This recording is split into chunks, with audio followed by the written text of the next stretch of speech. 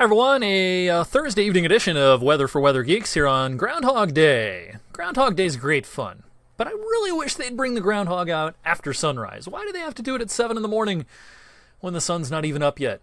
I sound like Jerry Seinfeld here. What's the deal with the groundhog? It always amazes me the people that will go out in the middle of the night into Punxsutawney and sing and dance and have a great old time in the cold in the middle of nowhere at 3 and 4 and 5 o'clock in the morning. But again, it is great fun. I wish they would throw a little more science behind it. That's the end of my groundhog rant. Let's get to it this evening, starting out with a little astronomy. Hopefully you caught this earlier on this evening. Finally, we had some clearing of the sky, allowing us to see the moon, and below the moon and just to its right, Mars and Venus.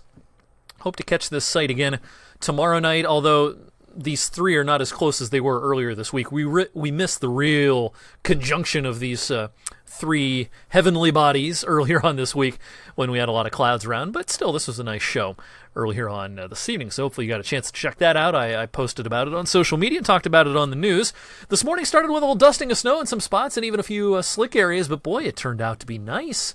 Look at the nice time-lapse today, showing the sunshine this afternoon. Now, pretty weak sunshine here on February 2nd, but still, it's always nice to see some sun here in the dead of winter. It's been kind of a cloudy period lately. No surprise, it's a cloudy time of the year.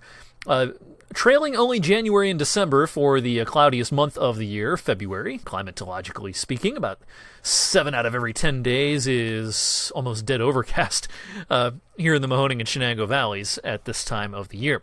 All right, it's cold out there tonight. Temperatures dropping into the teens overnight. These are the wind chills, generally between 5 and 10 above, not below, thankfully, above, 5 and 10 above, as Friday begins. So it's a winter jacket kind of a morning on Friday.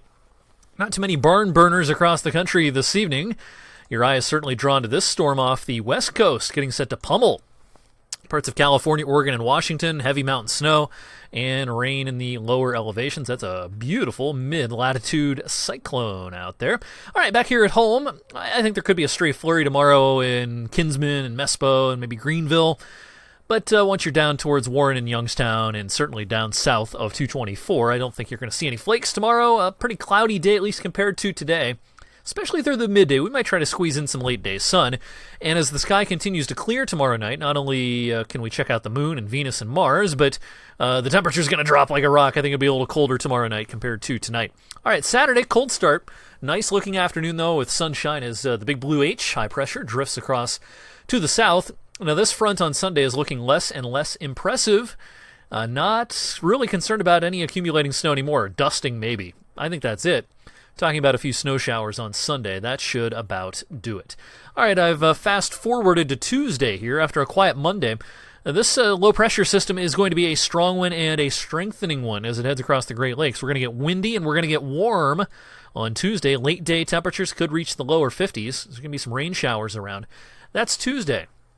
Then as that low starts moving off to our north and east and continues kind of bombing out, the modeling is really impressive here with the wind. By Wednesday, especially later Wednesday, look at this very, very impressive wind field here. And if you look at our legend carefully, we're talking about in this pink, that's 40-plus miles per hour all over Ohio and western PA as well, at least according to the current modeling. Now, this is 6 days out, and not too many computer models are going to be right on the nose 6 days out, but whatever the wind speeds end up being, it's going to be awfully windy.